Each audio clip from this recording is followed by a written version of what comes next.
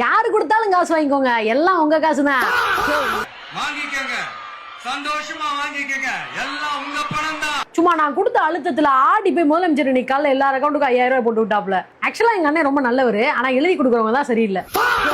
ஏன்னே நீங்க கொடுத்த அழுத்தத்துலதான் முதலமைச்சர் 5000 ரூபாயை போட்டு விட்டாருன்னா அப்படியே ஒன்றிய அரசுக்கும் கொஞ்சம் அழுத்தத்தை கொடுக்கலாம்ல.